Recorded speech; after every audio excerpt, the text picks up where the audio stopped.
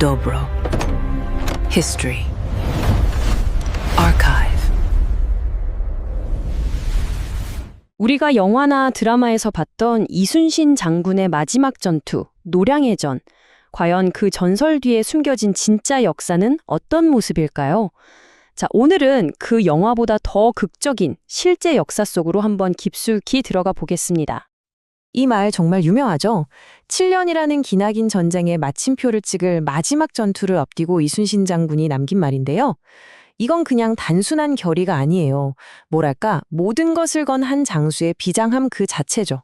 그리고 이 한마디가 앞으로 벌어질 노량해전이 얼마나 치열할지를 전부 다 예고하고 있었던 겁니다. 자, 첫 번째 파트입니다. 최종장, 한전쟁의 마지막 전투. 때는 1598년 말이에요. 7년 동안 조선 땅을 피로 물들였던 임진왜란이 정말 드디어 그 끝을 향해 달려가고 있었습니다. 이때 일본에 아주 큰 변화가 생깁니다. 바로 전쟁을 일으켰던 도요토미 히데요시가 사망한 거죠. 그러자 조선에 있던 일본군의 목표가 딱 하나로 바뀌어버려요. 바로 어떻게든 살아 돌아가자. 생존을 위한 필사적인 탈출. 이게 그들의 유일한 목표가 된 겁니다. 보시면 상황이 정말 극명하게 갈리죠. 연합군의 목표는 완전 섬멸. 단 한 명도 살려보내지 않겠다는 거였어요. 왜냐? 이순신 장군은 이들을 그냥 보내주면 분명히 다시 쳐들어올 거라고 확신했거든요.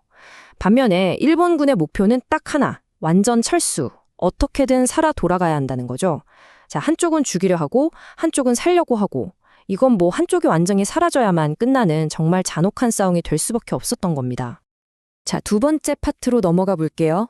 얼어붙은 전쟁터, 노량. 이 노량해전에는요, 우리가 아는 조선수군, 명나라 수군, 그리고 일본군 말고 또 다른 아주 강력한 플레이어가 있었습니다. 그게 뭐였을까요? 바로 혹독한 겨울바다 그 자체였습니다. 그러니까 노량해전은 그냥 배랑 배가 싸운 게 아니에요. 한 치 앞도 안 보이는 칠흑 같은 어두움 속에서 살을 내는 듯한 그 겨울바다의 추위와 싸우는 말 그대로 자연과의 사투이기도 했던 거죠. 근데 정말 신기한 건요. 이 모든 자연 조건이 마치 약속이라도 한 듯이 연합군 편을 들어줬다는 거예요. 한번 보세요. 기온은 영하 5도에서 5도, 체감 온도는 영하 10도까지 떨어졌어요. 이러면 몸이 굳어서 제대로 싸우기 힘들죠? 바람은 또 어땠냐면 마침 연합군 등 뒤에서 불어주는 북서풍이었어요. 화공, 그러니까 불로 공격하기엔 완전 최적의 조건이었던 거죠.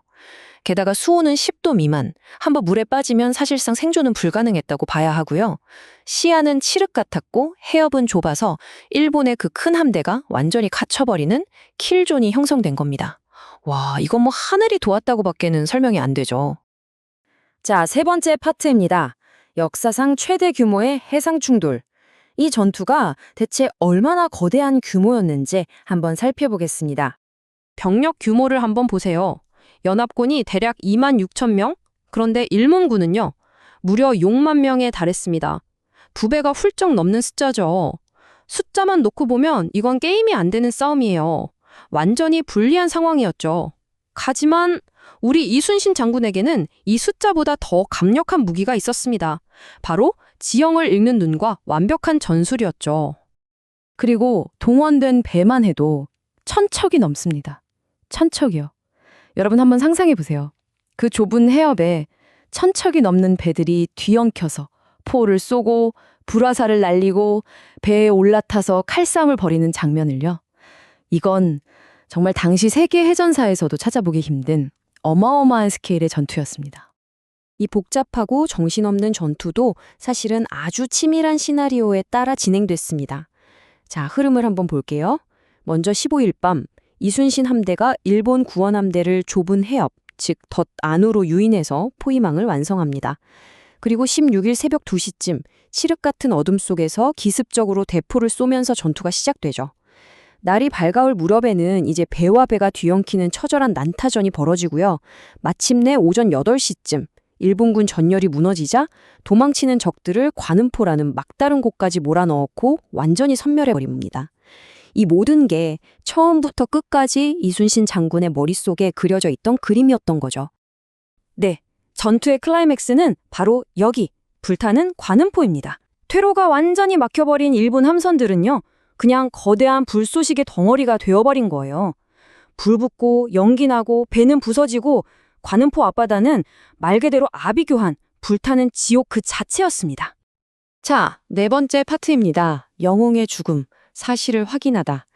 이 전투의 가장 극적인 순간이자 지금까지도 가장 많은 이야깃거리를 낳고 있는 장면이죠. 바로 이순신 장군의 죽음에 대한 이야기입니다. 역사 기록에 남겨진 팩트는 아주 명확합니다. 이순신 장군은 함대의 가잔 앞에서 북을 치며 전투를 독려하다가 어디선가 날아온 적의 총탄 한 발에 맞아서 돌아가셨습니다. 이건 의도된 죽음도 피하려다 맞은 죽음도 아니었어요.